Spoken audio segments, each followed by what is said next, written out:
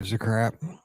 I saw that. If we're going to pay $100,000, I'm getting out there on the field. So, Right. where's Twitter?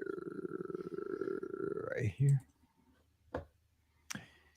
Hey, everybody. We are here back in our respective studios. Scott up in, well, it was this morning, Foggy, Michigan. I'm down here in St. Peters, Missouri. It's beautiful this time of year right now, man. It is nice. So hopefully you're having a great weekend. We're going to be taking your calls here in just a few minutes. We'll start the show in just a second. So let us know where you are tuned in, and we'll get started here in just a second. Get the football game. That one's in the bag. I mean, you could be a Giants fan, so it could be worse. Right. Those are terrible. Terrible. See, I'm thinking we might not have a lot of calls tonight because when the Patriots play, like when Really? because a lot of people are like the Eagles, the Patriots, like a lot of folks in like a lot of our listeners are up in the northeastern corner. We'll see. Interesting. They play the Dolphins. Tua Tagovailoa. I can never say his last name. I am not paying my fine, but I have season tickets, so I pay enough for season tickets. So there's my donation to the TSF, the Tiger Scholarship Fund. Our AD, she said, we'll gladly pay the fine. So there you go. Wow, look at that. And that's my third time I've stormed the field. One with each kid. Well, I've done it with Paige, I've done it with Mallory, and I've done it with my wife. This is my first time my wife's done it because the girls weren't with us yesterday. Gotcha. Hello, Andrew. We're down in Louisville. We play Memphis, Tennessee next week. Down that kind of way. Hello to Fulton. I saw it was your 9-year anniversary. Congratulations. I saw that on Facebook. All right. So I guess we could talk about all the D23 stuff. Whatever anybody wants to talk about. I've been nonstop watching football. Jody's here. If anyone from the state of Washington calls, though, you just hang up. All right. Washington's good, though. I mean, they are. Dude, I wouldn't want any of them. I'm just saying they got me, and then their freaking Seahawks got me too. I'm just saying this is not good. I didn't think about that, dude. Oh no, trust me, I was thinking about it. I was thinking about it yesterday. Yeah, I didn't even think about that. The double dose. I was thinking. There's so many Washington. There was tons of people here in East Lansing yesterday, and I was like, I bet you they're going to Ford Field tomorrow too. Oh yeah, that makes sense. Yeah, I mean, yeah, you're right. I didn't even think about that. Both the Seahawks and the Huskies play. Yeah, I bet you they did too. That's true. Mike Bank had no truer words. Dude, football could get you so happy and it can just tear your heart out. Football is just not right. Like, I'm so happy this week, and I know it's just a matter of time, right? It's just a matter of time. Dude, I mean, and I know you hate Saban, but after that game yesterday, they looked so bad. Did you see him walking back? You probably didn't watch it. After the game, when he was walking to the tunnel after the game, man, his hair was like going 28 different ways. He looked like he was 97 years old and he had just gotten a fight with Mike Tyson. That's great. That's great. He was destroyed by that game because it was like 3-3 into the fourth quarter. I couldn't believe that game. That game was nuts. Good. Yeah, it is Patrick Mahomes' birthday. He got a win. Not a big Chiefs fan myself, but they got to win. All right. Oh, check it out. Somebody's tuned in from Como. M-I-Z. C-O-U. She's got the M-I-Z. I like it. Yes. Hopefully she was out there at the 50 Faroe Field yesterday. All right. So let's talk Disney. We need some relief here for Scotty G. We should not talk football. We talk about whatever. We talk about whatever anyone wants for the next hour. I'm here for that. It. Okay. All right. Let's see here. We good? Actually, I did hook up the phones. I almost forgot to do that. Scott. That's great. That's great. That is great. If you're looking like a 97-year-old and feeling all stressed out, that's great. That's great for Nick Saban. He was. And look at that, Wade with his GBR. They got a win over the mighty Huskies of Northern Illinois. That's Tony Romo's squad, I think. All right, here we go.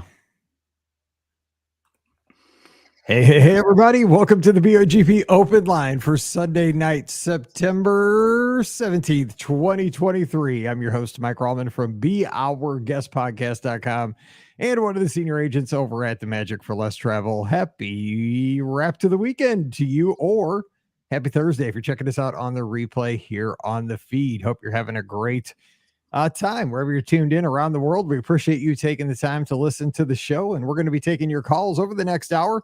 For everybody who's tuned in live here on Facebook, YouTube, Twitter, or Twitch at 407 413 9395. That's 407 413 WDW5. You have an old school phone with the letters on it.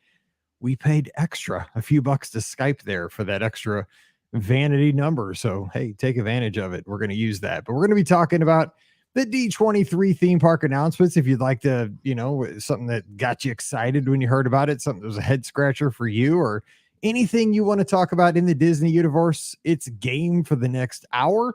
And we can kind of talk about the awesome time we had down at Gift Kids of the World last weekend. So joining me to do this today, we are not going to talk about football. We're going to talk about Disney. It's kind of like Bruno, I think, from that movie. Your friend and mine, Scotty G. What's up, Scott? Hey, Mike. Happy to be here. Yeah, let's talk Disney. That's what we're here for. I know some people say we talk too much sports, so maybe we should scale off the sports talk today, right? Maybe that'd be a good idea. It is, but that's the thing, though. We do talk a lot of sports, and man, like I had a terrible weekend a couple weekends ago, but a great one this past weekend. Ended up on the field.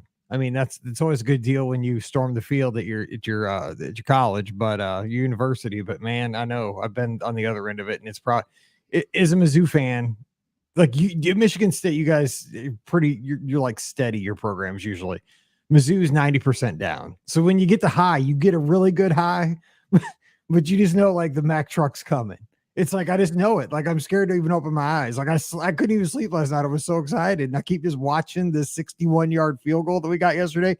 Oh, my wife's like, dude, how many? Because you can hear on my phone. Like I've seen 97 home videos of this that people take it all around the stadium. I can't stop watching it because it's just one of those things you don't get that very much as a Mizzou fan. We are a cursed. It's like we're Jets fans. Like if I was a football, like it's Aaron Rodgers, right? Like blowing out an ACL, fourth play of the season. That would be a Mizzou scenario. It's the first thing I said when I saw that. I was like, oh my God, that's so Mizzou. Anyway, so we got to enjoy it while we can because it's funny. I was watching it at the mall. So we were doing a little shopping, looking for some Hawaii, trying to you go to Hawaii, you want to get some new stuff, right? Absolutely. Every time I go on vacation, I want to get new stuff. So get this. So we're in Troy, Michigan, suburb of Detroit. They have this really nice mall. They have like a really nice side and then a really, really nice side that's like super expensive, So we're in there and I'm looking at these Tommy Bahama shirts because they have a Tommy Bahama store. And I'm like, man, I want all these. I want this one. I want this Spartan one. They had a Spartan Tommy Bahama. Like I'm looking at these and like, dang, like that's a lot of money if I want to buy like a new shirt every day of the trip or whatever. So then we go to this other department store and like I just pick up these random pair of Prada like dress shoes and they were like $1,300. So then I said to Elizabeth, so I said to Elizabeth, you know what? I could get these shoes or I can get like 8, 9 Tommy Bahama shirts. Like then it like made sense to me. And I was like, sweet, I'm actually going to go back now and buy 8 or 9 Tommy Bahama shirts. I didn't. I ended up watching your kicker make the kick. But I might be going back because like that's the way it made sense to me, right? Like, I could get a pair of shoes or I can get 9 new shirts, So I think I'm going with the Tommy Bahama shirts here. If I had a pair of shoes that were that expensive, I could not even wear them outside the house because I'd be scared I'd scuff them. You know what I'm saying? Like no, they would never leave the box. Right. Yeah, they would just be like. You would come over, you would have them like somewhere on display when people came over to your house. I'm like, oh, dang, Mike's got a $1,300 pair of shoes. You'd have the price tag like still showing on it somewhere too, right? Oh man, no. I mean, when I pay I've paid like maybe $100 for like a running pair of Hokas or something one time, and it like almost cried. But I was like, I'm gonna get like a ton of miles, and they're gonna keep my feet from hurting. I'm practical, and I'm like, I should have got these on sale, like last year's model, or some. Now I do get closeouts at Runner's Warehouse, so I don't. But God, $1,300. Oh, and they probably hurt your feet. So okay, the last day of the trip, Michigan State plays Michigan that Saturday. We're going to like the luau at Alani. I mean, I'm tempted to buy this Michigan State Tommy Bahama, but knowing how the football season is going to go, like it's not going to be pretty. But I still got to support my team, like in Oahu. So might have to get that shirt for that last Saturday of the trip. Just saying. I would say 100% get it, but here's what I hate to say this, but it's such a Mizzou fan thing, and I would write it out till right before the trip. And it might be cheap. I don't know if they go down in price. Like, no, they won't. They won't. They won't. I didn't know because like with Mizzou, I mean, dude, if you're like 3-7 or something at the time, it might be cheaper. But yeah, it's Tommy Bahama, so it probably won't. Yeah. But anyway, let's talk some Disney, huh? Let's do it. About to ban our good friend Wade from the chat with the 5th down and flea flicker comments because, dude, he just knows right how to go to a Mizzou fan's heart or Colorado. Yeah, no, I like the Deion Sanders story, but man, he's everywhere. So we're not going to talk about Colorado. I just did it. Wade brought me in. Anyway, so let's talk Disney. Give us a call, 407-413-9395, 407-413-9395. Just real quick, though, as we're waiting for our first call, and everybody tends to call in the last 10 minutes, and we get 28 calls and all at the same time. But of the announcements that we've had about a week, we're back, home and stuff like that. Which one are you most excited for?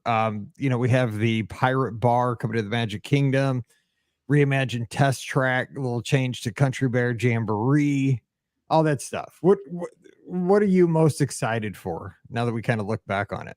Yeah, so initially when we were down at the Village, I said the test track because that just needs it so bad, in my opinion. I'll never be Radiator Springs. I know that for a fact it won't, but like going out to Disneyland, every year or so, every couple of years, like that has like ruined test track for me basically. So I'm very curious to see what they're going to do with test track. But then I really like the lounge too. Like I said this before, like I don't want Magic Kingdom to become like Epcot with like people drinking everywhere and all that. But like something about like a cool lounge, maybe where they limit you to what you can have, keep it kind of classy. In a Pirates Lounge, I don't know how you can be classy necessarily in a Pirates Lounge, but I really like the idea of the lounge too. I think it's gonna be really neat and a much needed experience at Magic Kingdom.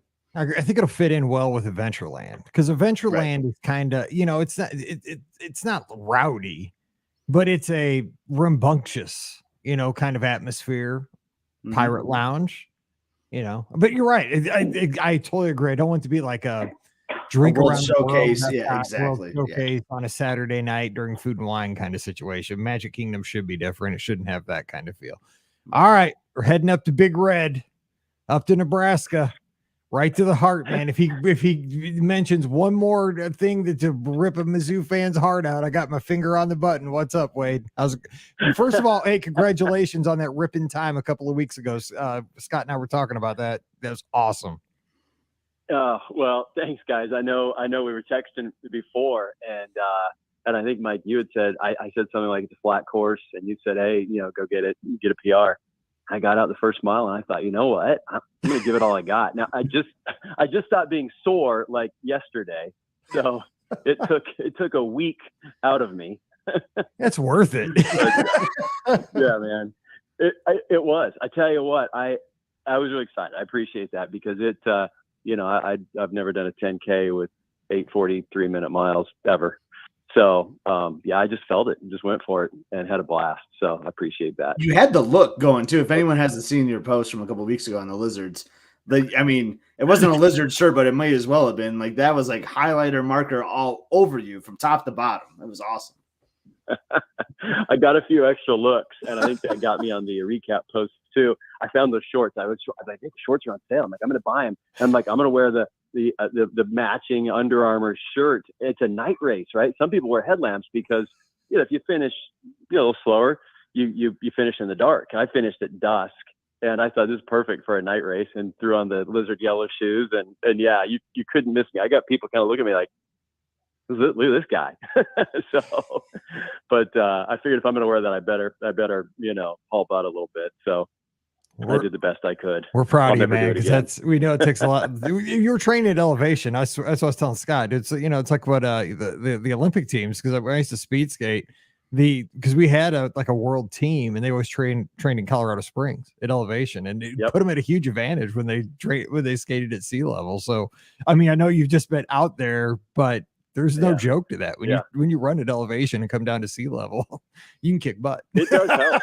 No, it helps because it does. Cause I did it in July. Also, I ran 3 or 4 times at 8,200 feet or so. And it does. You get back down to, a couple thousand feet, or you get floor to like, 4 feet. It definitely does help. I mean, it helps your lungs, everything. You just feel a little stronger, I guess. And you're right. Those guys do train Colorado Springs and a lot of long distance runners up in Boulder, which we're not going to talk Colorado. Yeah, seriously, what's up, man? He's got his everywhere. We're everywhere you turn. He's on 60 Minutes here in a minute too, I think. Yeah, no, I'll pass.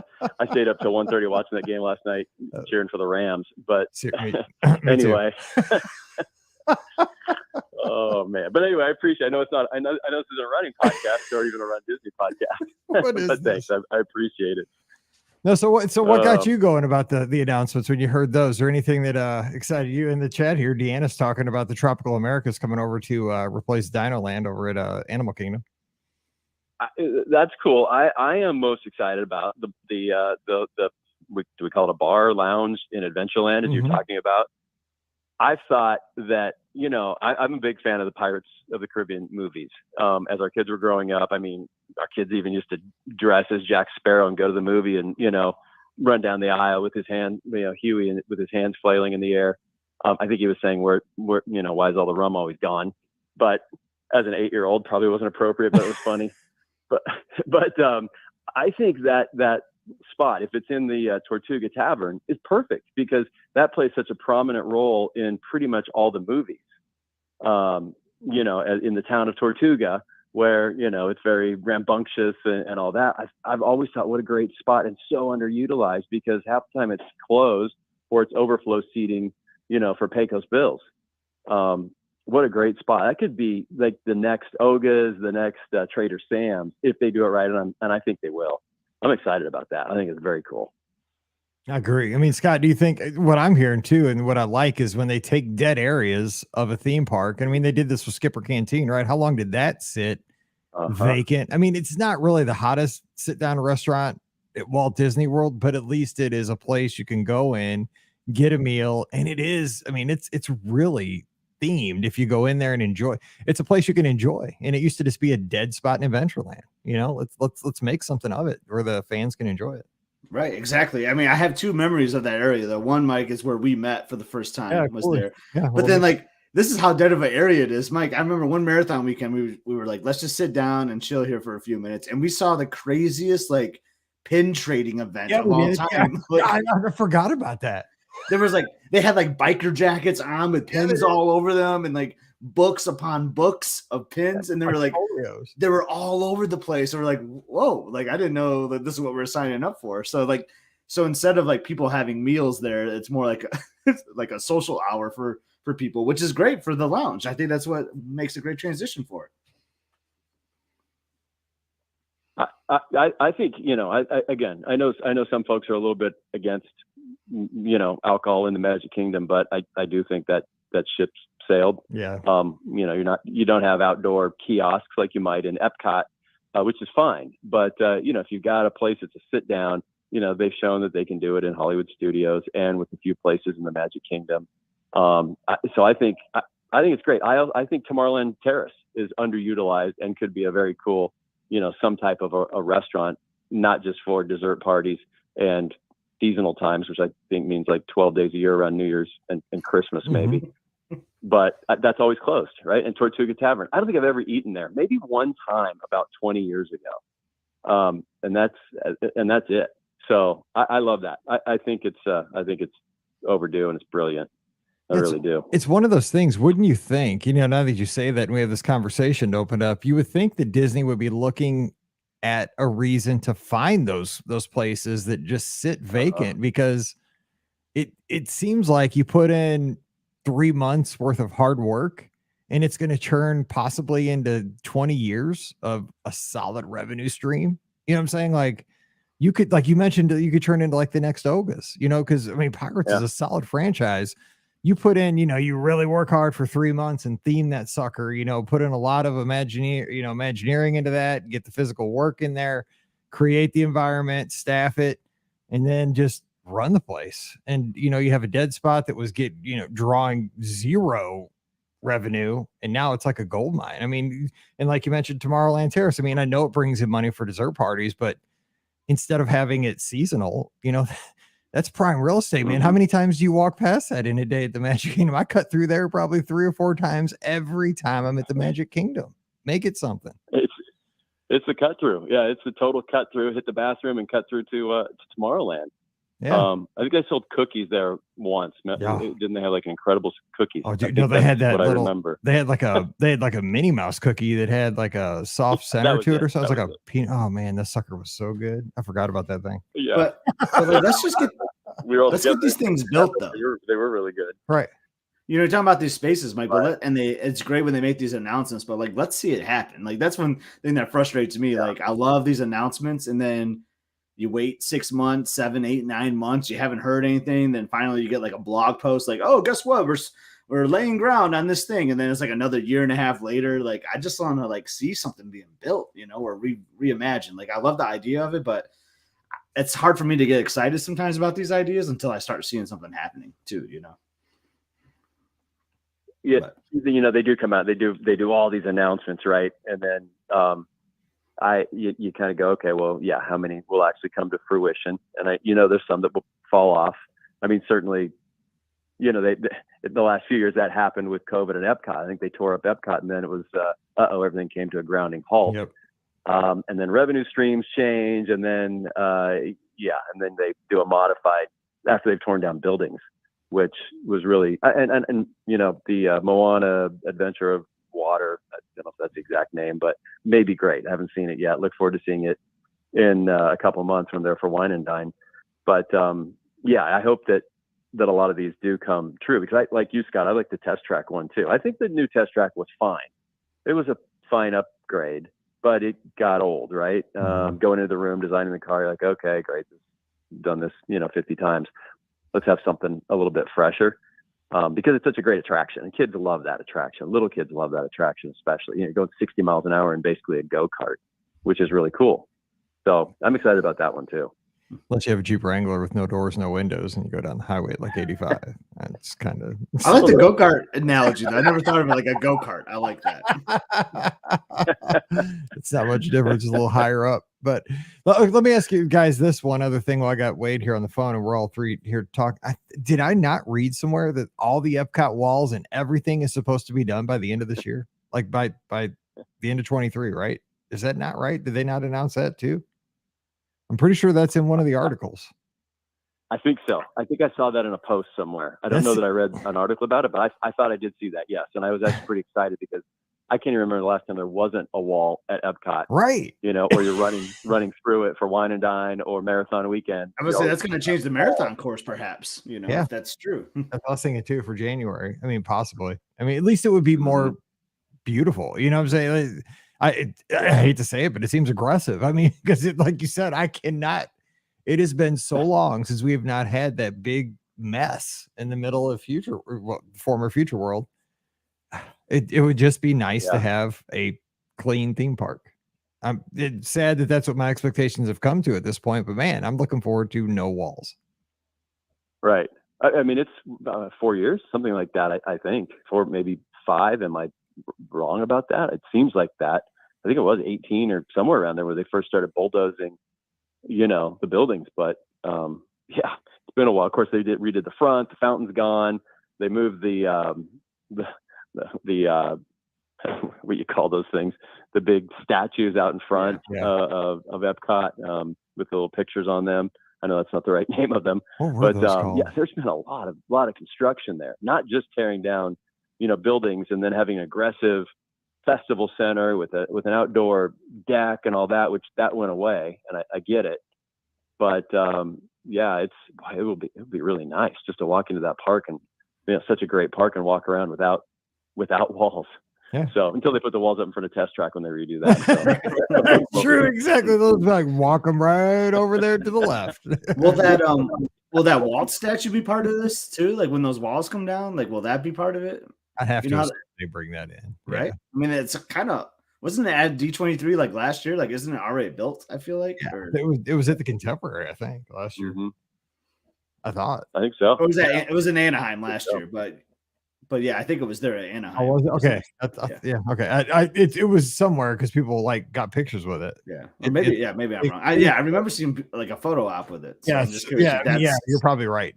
People have gotten their picture with it, so it's like it's made. But that was announced like 5 years ago too. Which is crazy. It's been a blur, 5-year blur of walls and pandemics, all kinds of stuff, right? So it'll be nice to get out of that completely. It's a good point, though, that Scott brought up, though. You know, it's like it's good to have stuff on the board, right? Stuff that is, in progress, but it's also nice to see stuff finished. You know, like let's get stuff we can actually get to and enjoy, because it's great to have blue sky stuff, but we need to, Universal gets stuff done. We need to also get stuff done over here in Walt Disney World. Be nice. Be nice. Our stuff, I feel like our stuff is better. Like, I'm a Disney guy, but man, you got to be patient. You just got to be patient with it. Yeah. But when it comes through, it's really great, though. Universal's quick. They are quick. I do think Disney does things. They build a solid foundation for the long term, and Universal, even their attractions are great. They use a lot of screens and projections and stuff like that, which is fine. And maybe that's a little easier to build. I'm not saying that Disney doesn't use some of that. They certainly do. But I think for the long term, Disney does it differently, which is not that either one's right or wrong, I guess. But, you can think of the Magic Kingdom, you go, Tron, that was a long time coming. The railroad was closed for years. Again, I know a pandemic interrupted a lot of this. Now we've got Splash Mountain becoming, Tiana's, the Bayou Adventure or whatever. You've got that happening. So there's been a lot of construction. Again, I think the pandemic didn't help any of that. We know that, but it will be nice just to have, but you have to have the blue sky stuff too. You have to have, hey, what's next? Because that's why guys like us and other families want to go back year after year. Yep. So you have to have it. And I guess there's always going to be some kind of construction wall or scaffolding somewhere. I feel like no matter where, it's never going to not be done. Right. It'd be stagnant if you didn't. Yeah. Yeah. But it just seems like we're a city, right? You can't go to a city where there's not construction. A hotel. One time I was so excited going to Wilderness Lodge. We hadn't been in a while. I roll up and there's scaffolding over the entire building, and I'm like, you got to be kidding me, right? But it has to happen. They have to paint, they have to clean, they have to do all that. That was us at Grand Floridian this summer, right, Mike? Yeah. We had that all going on. Speaking of which, not to talk about rumors, but did you see Tom Rickerwade had he brought up the Reflections Hotel again? Like, I was like, man, I love it when that thing pops up because I would love to see that happen, but I don't know if it will. I did see that actually, Scott, and I think there might have been some type of permits filed again or something. I saw that. I don't know if I'm exactly right on that. Yeah, but they bulldozed the land. I mean, it's just sitting there as like a construction site. So I kind of thought when they pulled back from that, and maybe someday it would, and maybe somebody wrote that, like Bricker or somebody else too. But it just makes too much sense. You've got the land; it's on the lake. You've already got Wilderness Lodge that's expanded, redone, the pools and all that. You've got Trails End, and it's a perfect spot. It's perfect real estate. They have to use it. They have to. I agree. Could be a little while, but they have to use it. Oh, and the thing Walt Disney World needs is inventory in hotels, and they like the DVCs because of the financial advantage they get with the, how the Disney Vacation Club is set up, right? Locked in on contracts, you're buying in that way, and they can sell the rooms for cash too. It's like a double whammy, right? I mean, as a travel agent, I book just as many. I book guests at Old Key West and Saratoga Springs, because those are great rooms. So you just nailed all the reasons why. They've already done 25% of the work, cleared the land, great spot. People want it, but build it. Let's finish it. Let's go. Yeah, I agree. Financially, makes too much sense financially. Like you said, they sell those rooms. They've got years to anniversary. They build new buildings, Riviera. It makes too much sense to not have it pop up and come up. And I like it too, because it does give another option for vacation club members too. Mm-hmm. It's hard enough to get into, one of my biggest frustrations with DVC is to get in, especially even your home resort. If you're not at 11 months, man, it's going to be tough to get the dates you want. And so, and especially at 8 months, even, Is it 8 months, Scott, or 7? I said 7. It's 7 months. Yeah. 7. Sorry, I gave an extra month. 7 months. It can be really tough to get in. You got to be right on the nose. So, more inventory. The inventory can't hurt. No, I agree. So we'll see what happens there. But yeah, anyway, that'll be the next big announcement, right? Right. We shall see. Well, like I say, man, it's good to get stuff done and good stuff to have out there. I'm kind of selfish. I brought it up because the podcast is known for talking about something, and then the announcement comes, right? So hey, I thought we had to talk about it tonight. That's right. Make things happen. That's what it is. That's what Put it out in the universe, and it shall happen, right? Hopefully by Thursday. I mean, we always make stuff happen before it comes out on the feeds. We got like a 96-hour window here, so we'll see what happens. We're on the clock. All right. Well, hey, good talking to you, Wade, and we appreciate you kicking it off tonight. And go Big Red. Hey, go big Red. Thanks, Mike. I'll give it an MIZ. And I appreciate it. Let's go get them. All right, we'll see you. All right, we'll see you later, Wade. Have a good one. Bye-bye. See you guys. Have a good night. All right. See you. I'm talking to Wade. He's got great points there. And we have our next caller. All righty. Who's up next? Who's joining us? Where are you calling from? Hey, Mike, it's Brandon up in New Hampshire. How are you? Hey, it's good to talk to you. It's been a few weeks. Thanks for calling in. Say hey to Scott. Yeah, it has been. Hey, Brandon. G, how are you, buddy? Good. We were just at your favorite spot last weekend, Coronado Springs. Coronado Springs, absolutely, brother. I just wanted to call in and say you guys did an amazing job with your auction and your 6-hour live event. I had to listen to it, obviously not live, because I work on Saturdays and stuff like that. But I've been listening to it off and on my car rides back and forth to work, and it was fantastic listening to you guys. It was just great content. I'm glad you guys raised a lot of money. I'm looking forward to my one win I had there. What'd you win? I love hearing what everybody won. I won the 1 week stay at the I can't remember the name of the hotel because honestly I'm not like real the Vista the Sheraton Vistana. Correct. Yeah, correct. That's actually it nice. looks like a fantastic place. Well, I was looking at it. It looks fantastic. Oh, absolutely. Well, congratulations and thank you for helping out the families. Property looks great. So I'm looking forward to doing something a little bit different. We've never stayed at a non-Disney resort themselves. So I'm looking forward to something a little bit different. Hey, it's a win-win. You're going to get to go down and have a great escape there. I mean, shoot, what I would do is take it in the middle of the winter time. That's just me. You know what I'm saying? Like go see some green stuff. Like I go like in January or something or February here in the Midwest, I'd escape. But yeah, get down there and enjoy it and get to the parks and have a good time. And thanks for helping the families. That's the most important thing. We so appreciate that. Oh, and to be honest with you, I did an extra donation because I thought it was going to go higher. I wanted it at the $950 mark, and I had put in for, I think it was $1,350 on a $1,500 value. I was like, that doesn't seem fair, so I did an extra, just regular donation in the same time. But I've already got this December booked up. I've already got next May booked up. So this is going to be our 2024 December trip. Perfect. Well, thank you so much. Is that normally your Pop Century one? Like I know you know. Because you call all the time. I think I kind of know your vacation plans down. You do like it used to be Pop Century in May every time, and every December was Coronado. We kind of upgraded. So now this December is Animal Kingdom Lodge. Wow. And in May, in honor of my wife and I's 25th anniversary, we're doing French Quarter because she's from Louisiana. There you go. Very nice. Very nice. Yeah, we've kind of tried to graduate out of Pop Century, but the worst part is we want to stay there because the Skyliner. Unless I'm going to stay at the Riviera, there's no other choice. That's a big jump from pop exactly. to the Riv. I mean, that's my fault. That's a nice upgrade. I'm just saying that is a very nice upgrade, but it's a big upgrade. It's a big upgrade for sure. Who knows? Maybe they'll have a Skyliner to that Sheraton hotel. Right? We're real curious about it. Yeah, I think that's called the Lynx.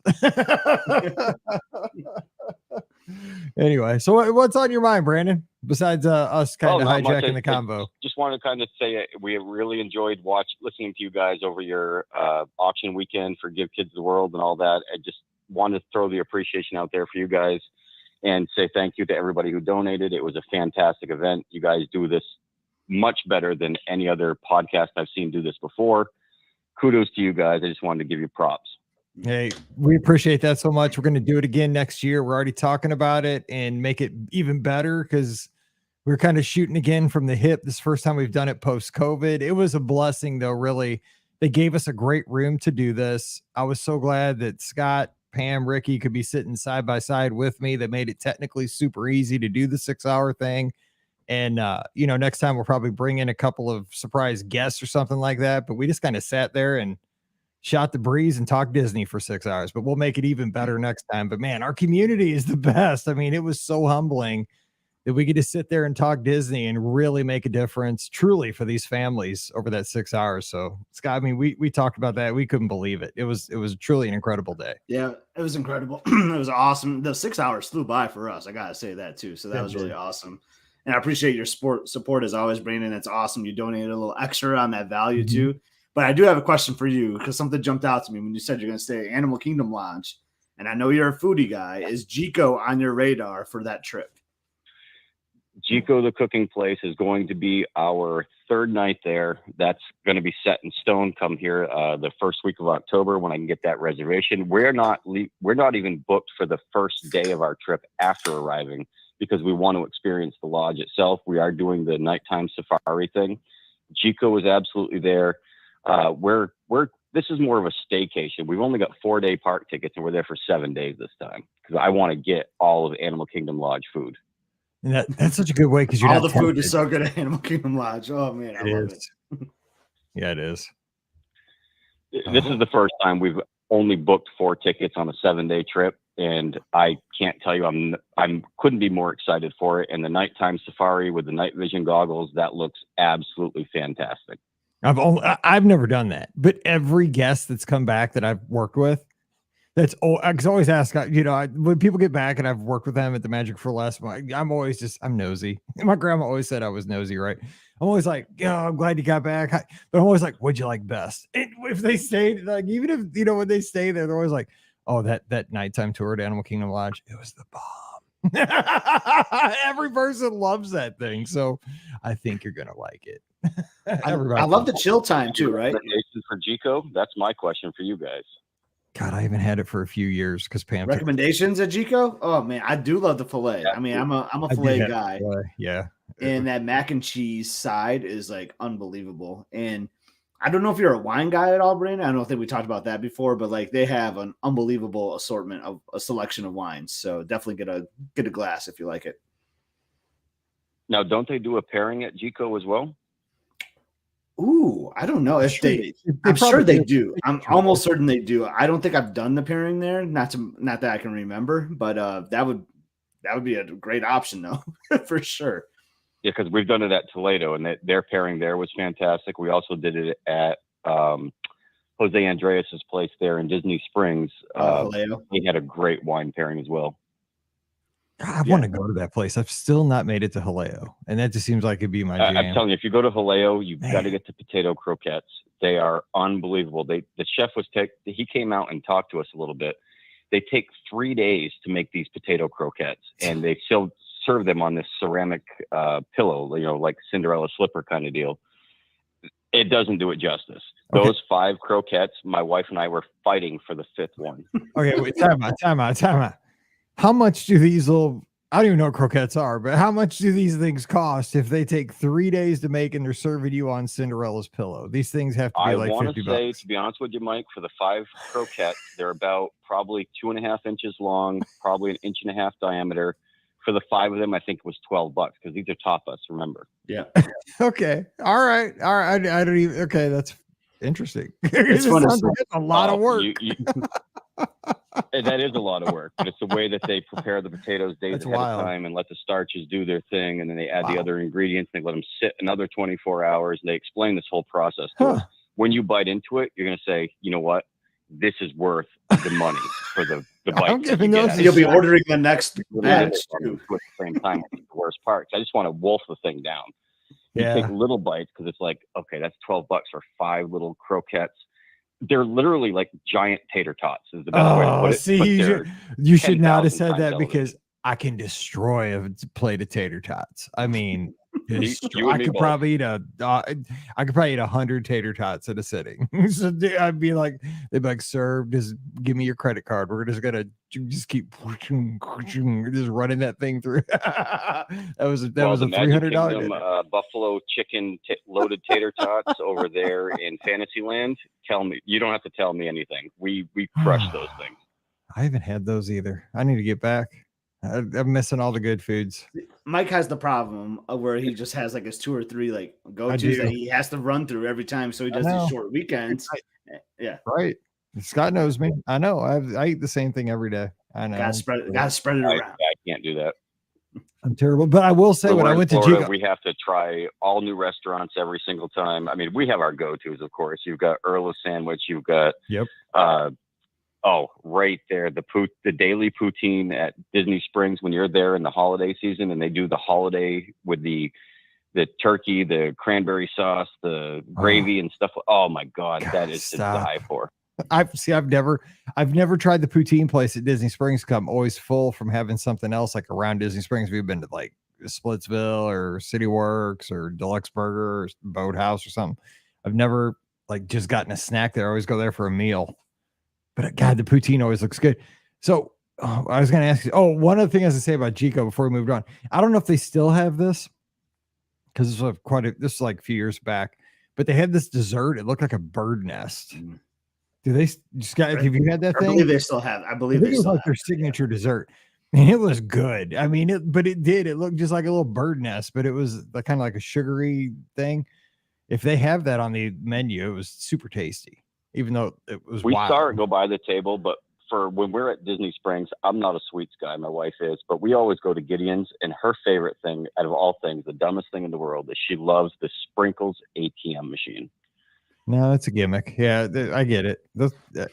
She is just in love with that stupid little mechanical arm going back and forth, and you see the camera picking up your cupcake. And to me, it's like, Jesus, you're paying 3 times the amount for a cupcake just to watch it on a camera screen on an ATM machine. Yeah. And they're not even, disclaimer, they're not great cupcakes. Yeah, I mean, there's better cake to be had at Disney Springs, I would say. Because you like Gideon's cake. Yeah, I like the Gideon's cake for sure. But Everglades has good cake, I think, too. They have good donuts.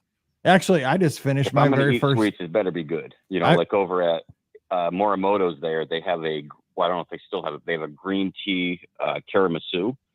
Oh. It's not the sweetest thing in the world, but oh my God, is that delicious. That sounds really great, actually. My mouth's kind of watering. Actually, right before the show, I just finished my very first Gideon's cookie that I started during the live show last week. Like I just finished the last bite of it right before I put on there. I know I've been nibbling on it all week. At about a pound a piece, you probably would eat that in 4 sittings? Yeah. Well, I had the one cookie and I just kind of taking a little like chunk. What I figured out, because I think it's just I think the one I had was chocolate chip. Like it just seemed like it was just a bunch of chocolate chips. I don't know. Like we had a box of them that one of our great listeners brought for the table. It was amazing. Brought for everybody in the room. Thank you for bringing those. Now I have a second one. I think it's cookies and cream, which I'm going to bust into here soon. But the thing I noticed about the chocolate chip one from Gideon's, really what it boils down to when you just break pieces off, it's almost just like you're eating cookie dough. Like, I don't know if Scott, if you had because you get the cake. Do you not get the cookies? I eat the cookies too, but the cake is where my jam is. But I don't know how people say they can eat those cookies over like a period of days. Like I eat one in one sitting all the time, but maybe that's just me. But like, I close it up and it's in a Ziploc bag, so I zip it up and I just put it away, so I just don't go back. And I'm like, I can't. I just get a little nibble. But to me, when you break off a piece, it's almost like you're like when you're making chocolate chip cookies at home and you just put the like little spoonful of dough on the baking pan or whatever that is. It almost tastes like you're just eating the dough. It's not cold, but it doesn't even taste like, it almost tastes like cookie dough, which is that's why they're so good. Oh man, I have to go back for that cookies and cream one tonight for a little nibble. Yeah, I'm a convert, but I don't have the self-discipline. I'd destroy that thing. So anyway, now you got us going though, Brandon, with all this good food. So you're set, man. You're gonna have a good time. Yeah, we always enjoy it.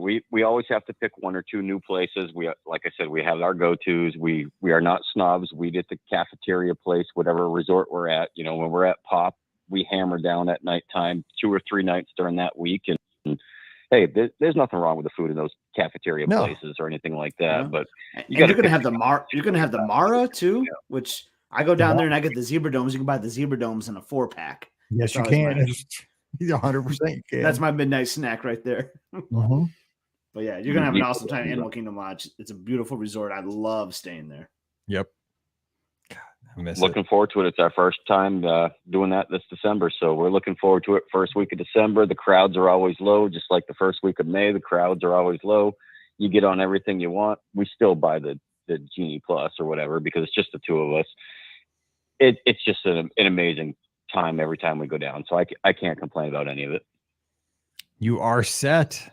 I can't wait to hear about it. Okay, so I mean, you got a little bit of time between here and there, but you do anything like Jollywood Nights or the Christmas party, anything like that? We're looking to do the Jollywood Nights yet. We've done the Christmas party a couple times. Every time we've done it, we've gotten rained out, and it's been horrific to say the least. We always end up at Columbia Harbor House to get our fried seafood because it's the only place out of the rain that you can actually get a seat and sit upstairs and get away from the crowds. But yeah, Jollywood Nights is definitely on my radar because I'm a huge Muppets nerd, and I'm so looking forward to seeing that show.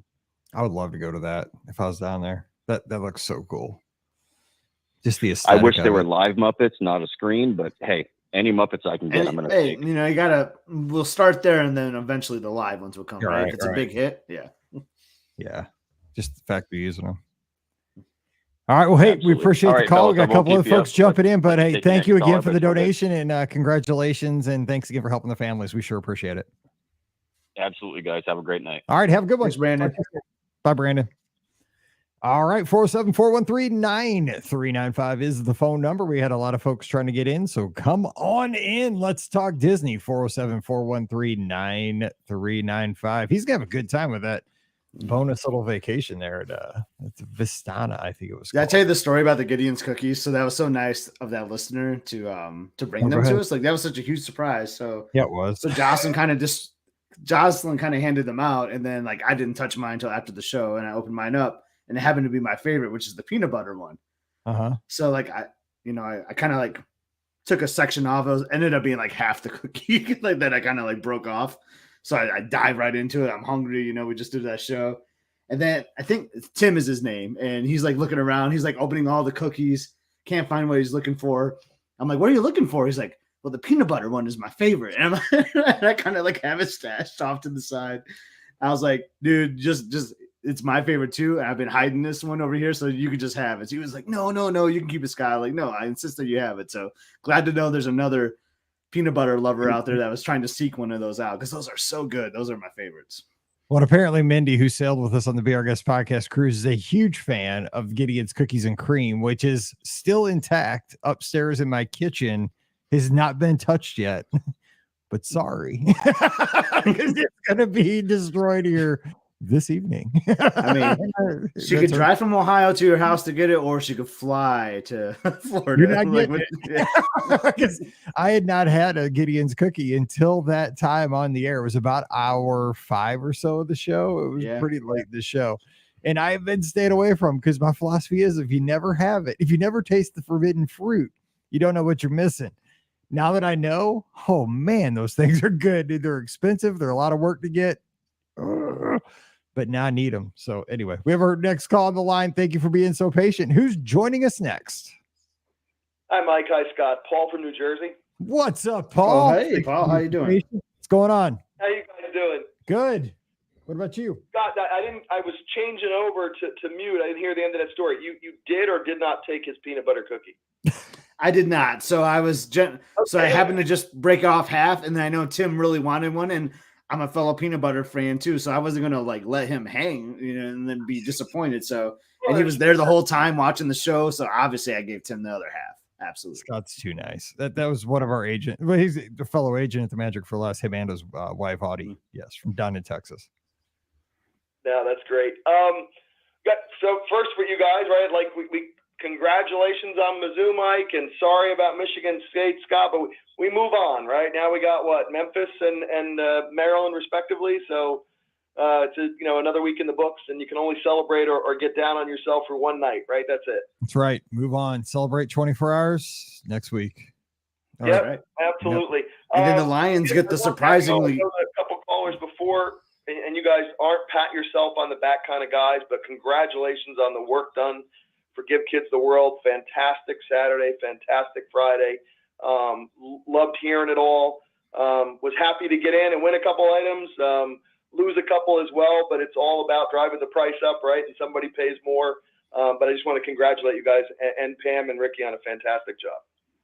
Thank you so much for that. So, Rook, what did you get? I like to hear what people bid on, and maybe you have to tell us, but like, what was something exciting that you got out of the auction? I love to hear what people got. The most exciting thing I got was as an annual pass holder, I hit or miss on the magnets I can get, so I bid on all of them. I ended up getting a couple of them. Cool. The biggest one I wanted, and I'm saving my money for it next year now, is the guest host on the Wednesday Friday show. So I'm gonna get set you in. my bank for that, because that was my big target, and then it was my own fault because I was watching the Ole Miss game on TV, and I'm like, that's about time I should check my phone to up my bid. And I looked at my phone with horror as it was exactly 6 o'clock, and this game with Tulane was going down to the wire, and I'm like, man, it was a good game, but not worth missing that bid. So I got to save my money for that, but did get a few magnets, made a couple donations. Those hourly matches were fantastic idea. I don't know who was the sponsor of those, but thank you to them, because that kept prompting me to make a couple extra donations just on the side. But I'll be looking forward to getting the magnets. That's awesome. Thank you so much. We appreciate that very much. Pam and the company sponsored those over at the Magic for Less. We appreciate that. And yeah, blame Lane Kiffin. We'll blame him for all that. So we'll hang that on him. Yeah. Even though it's pretty awesome when his kid gets on the shoulders and does the fire extinguisher. I think that's one of the most power moves when you win a game ever. That's pretty sweet. Anyway, what's going on? So what are you excited about with all the announcements D23 made? Yeah, that's one of the things I wanted to talk about was and I'm sorry if I didn't jump in until about 20 after 7, so I missed something. Somebody brought this up. One of your ideas, I know we talked about Blue Sky and what's done already and what could be done faster, but the whole Dino Land going away. I know my wife loves dinosaur, and I know it's a Blue Sky idea, but my fear is, like, I wanted to get your guys' idea because I have one too to fit the Animal Kingdom theme, but I'm worried about an Encanto being such new IP. Will it have staying power? Indiana Jones all the way already in Hollywood Studios. Can that really replace Dinosaur? What are you guys thinking? What do you think about that announcement, and what might you do with that land? See, I think Scott has better ideas at this stuff than I do when it comes to IP going into the parks, because he's more familiar with these properties. So what do you think, Scott?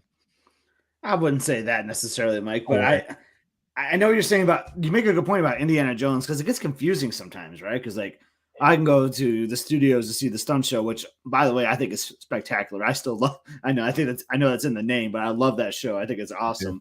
But I don't know if you've been to Disneyland before or not, Paul. But I know Mike has, and he loved this too, and he agrees. Like the Indiana Jones attraction, which is like basically the same thing at Dinosaur. I mean, it's the same track and everything. Is so awesome at Disneyland that I would love for that to come back. So here's a background. My wife is retired from Dinosaur. She can't stand that attraction. She refuses to do it. Me and Emily always do it. She goes and like calls her mom every time we do it. It's like clockwork how we do our planning for Dinosaur. But she'll do Indiana Jones all day out at Disneyland. It's kind of funny. So I would love to see that come over to Animal Kingdom, because I think it would fit the theme pretty well still too. No, Scott, thanks for that perspective. I haven't been to Disneyland. My son-in-law and daughter put it in my head a few years ago, and then Mike, your enthusiasm for it being, a little bit new to Disneyland really pushed me over the top. I have to get there. But then I guess that makes sense. If that works in Disneyland, it would be a nice replacement on the ride, the track that's set up. And I could see that fitting. The idea I had for it, when you want IP that, and again, it might show my age, or it might, be particular to my age group, but when you want it to fit the theme, and I get what they were saying at the D23 presentation about that whole south of the equator, South America, and that fits, especially with, Indiana Jones and his adventures. But when I'm thinking animals, when I'm thinking that land, IP that stood the test of time, I'm thinking something Jungle Book. Yeah, for sure. Like if you themed it after Jungle Book, I don't know what rides you would put in. I haven't gone that far to concept it out, but like I said, the main thing I was worried about was Encanto as a newer IP, and will it stand up? And I was thinking of something that might be popular to bring along that would fit the Animal Kingdom theme. You sold me on Indiana Jones for a redo of that ride, though. I think, yeah. Go ahead. I was gonna say I like the Jungle Book idea too because we've seen those characters around too in Animal Kingdom, and I want to say they've kind of tried it before, or they come and go a little bit too. So maybe like they've tested that water, and maybe it wasn't a big hit, so that's maybe not why we're not seeing it. But I know there's a lot of Jungle Book fans, like I am one of them too. Like I love the Jungle Book. They redid that like new movie too, so I'm surprised like nothing really came with that as well when that was released a few years ago. But I like where your mind is, Paul. I can't remember, Scott, but was that movie a box office hit or was that a flop? Because I know the thing at the Animal Kingdom was terrible. Like people didn't like that. I think it was more like a was it straight to Disney Plus? I can't remember now because it came out like during the pandemic, so I can't remember if it maybe did. I thought it was even before hit the pandemic. Maybe not. Maybe not. I don't know. I'm like the wrong person. I'm sure people are like shouting at us. That's the worst part about podcasting. When there's so many people that are like, it was 2018. I don't know. Yeah. I can't remember, but but there was a show too, like years and years ago, right? Yeah, the Animal Kingdom. It was on the water screens, and then they quickly replaced it. It was right around the time. You're talking about like before the Rivers of Light show. Yeah, that Jungle Book show. Yeah, it was in that. It was in that lagoon at Animal Kingdom by Everest. God, that was so bad, Mike. I totally taken that out of my memory. I mean, I remember there was like the little dance move or whatever too. Oh yeah, the ushers like were dancing with terrible dance moves, like I would have. It was bad. So Paul, here's what I think about that real quick. Oh my God, Deanna says she thinks it came out in 2016. This is my life though. When somebody says like 20 years ago, if someone says, yeah, that happened 20 years ago, I think it was like 1980 when people say that, like 20 years ago. And my wife's like, 20 years ago was like 2020. It was like 2001, Mike. I'm like, oh my God, it was 2016. This is what's wrong with my life. I can't. Time does not work the way it should anymore because I'm getting old. And here I am. Thought it was 2020. Wow, what a! I thought it was before the pandemic. But I wasn't sure. It was way before the pandemic. Okay, here's what I think though about your initial question, Paul. So with Encanto and Paul Revere, with Indiana Jones and then Jungle Book, even when you're putting IP into these lands, of course they want to put IP into the lands. But here's the thing: like think about Indiana Jones. It's at the end of its shelf life, right? I don't think they're going to make any new. I mean, are they? Because they'd have to reboot the franchise in some new way. It's not going to be a Harrison Ford thing anymore. Probably he's getting very old, but they could relatively easily reboot the franchise in some new way to make it exciting. So that's kind of the opposite of Encanto. Indiana Jones has a whole backstory. It has a whole universe. Encanto, opposite, doesn't have much, but it's hot and it's new, but it could be forgotten. Jungle Book, I don't think a lot of neither one of my daughters have any kind of connection with Jungle Book, but again, they're not big movie people. I've only seen Jungle Book once in my life. I couldn't tell you. I know there's like a snake called Ka, and there's Baloo and Mowgli. I know that, but that's all I know. So, but I'm not the normal Disney fan. So again, that's where I think IP gets tricky. And I like the idea that if they go in there, that they go in with an umbrella of like South America or, tropical Americas, kind of as a general idea. But then they do put an Indiana Jones ride and they do throw an Encanto themed ride or even a Coco themed ride, right? Because that would work for Mexico, the Mexican culture. Yeah. Like you have an overriding non-IP umbrella for the entire land, but then you celebrate different cultures within attractions, like IP in the attractions, but scattered around to different cultures. Maybe. I don't know. That's just a thought. No, that's good. Yeah. No, I was thinking as you were saying too, now that you talked about, and you brought up Indiana Jones having a whole franchise, and it seemed like obviously the first movie was the most popular, but the one with Sean Connery, so popular. I kind of want now an interactive game Like, you know how when you do Smuggler's Run, right? The Millennium Falcon is interactive. The better you do, the better the game produces for you. I want an Indiana Jones interactive game where at the end, you know, I can either have done well or the Crusader comes out and tells me I chose poorly. You know, Right. I want that as an option. I want to be able to. I was waiting for you to say like you chose wisely and then you went poorly. I love it. Possible outcome if I did poorly. You don't want to see the outcome if you chose poorly. Trust me on that. So true, guys. I know it's getting late in the hour. I had my first solo trip this past week. I just missed you guys.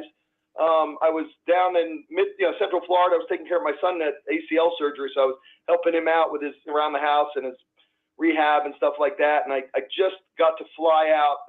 I left him Sunday night, and I got into Saratoga and had one day to myself. I had one solo day. But I could call back a different time with a mini trip report if you'd like. I don't want to push much past 8 o'clock. Well, no, hey, can you make it next Sunday night? We'd love that. That'd be a good way to kind of kick off the show. Absolutely. I'll call you guys next week. Thank you guys for the time. Thank you for your help for Give Kids the World.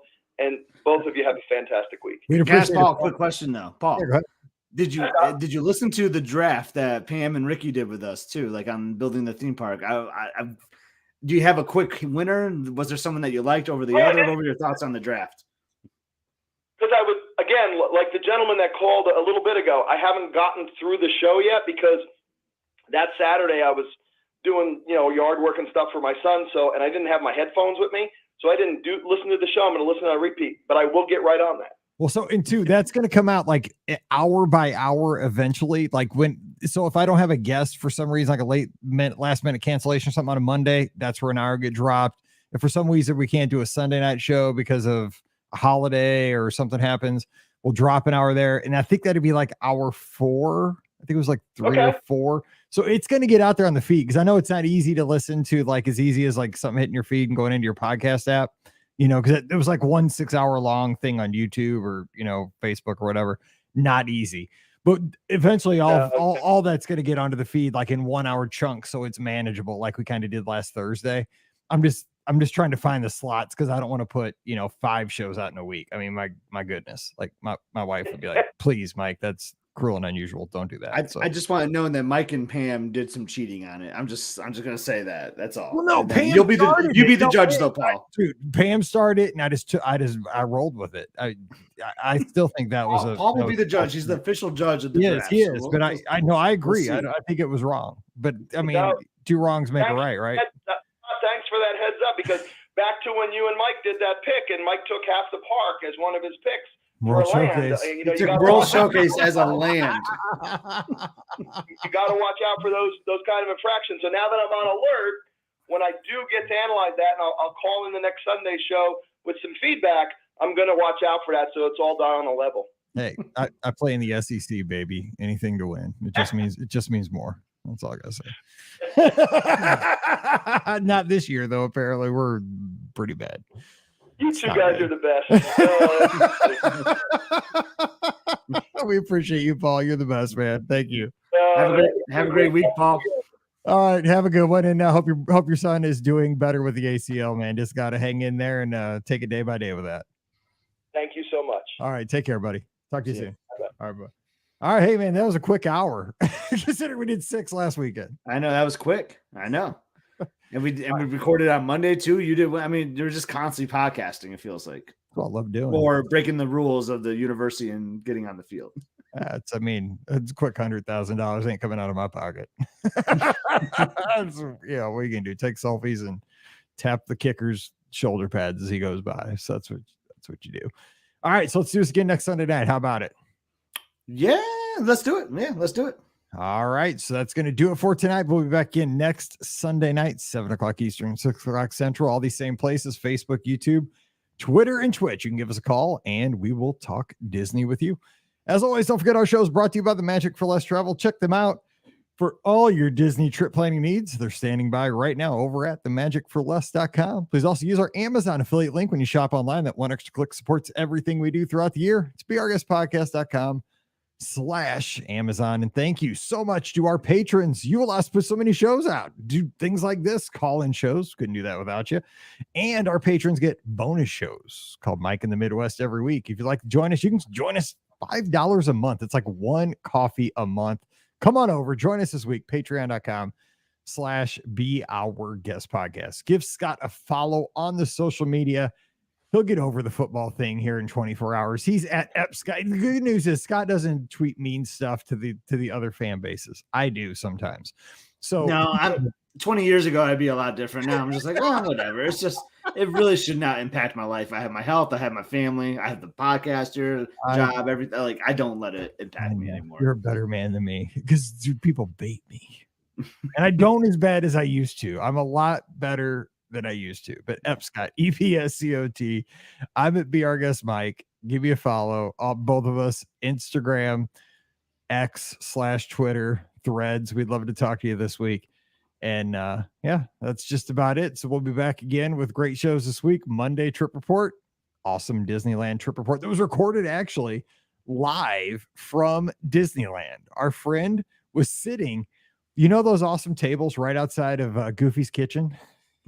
I do know those. Yes, that's where we were sitting when we did the show. Well, I checked in for a minute because but I couldn't hear. I was at Qdoba like having dinner or something. So I forgot. I typed a couple of comments and then I think I was distracting the caller because he like wanted to address my comments every time. So I just because he was like starstruck when you put a comment in there because we mentioned you and then you made a comment or I mentioned and then I showed up. I mean, you put the subject as live from Grand Californian or something like that. So I had to do it. So yeah, because he told me he's going to join me because he's going to join me from Disneyland in the theme park. I was like, it might be a little bit too loud. I was like, but if we have to, we can. He's like, I'll go over to the Grand Californian in the lobby. I was like, that will be epic. So then we connected, and I was like, you look like you're outside. Where are you? And he's like, he swung around. I could see the Adventure Tower of the Disneyland Hotel. I could see Trader Sam's. That's kind of a quiet place because I think that coffee shop is kind of like right over by there too. I think that might have been kind of where he was. Yeah, that's a nice spot, nice quiet spot. Man, I was like, that is cool. So anyway, Monday show, trip report live from Disneyland.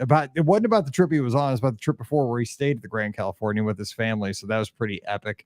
And then Wednesday, listener questions. Friday, we'll have a topical show. So we're going to have fun this week, as always, and hope you're there. So for Scott, I'm Mike. Wishing you a great week. You guys have a good one. We'll talk to you soon. Stay safe, stay healthy, and we'll see you real soon. All right. That is it. And I'll send a tweet out to see, or text, tweet. Oh, yeah. Okay. See if Ricky's going to be there or not. Okay. I don't know. I will be watching. All right. I'll send it out probably in the morning.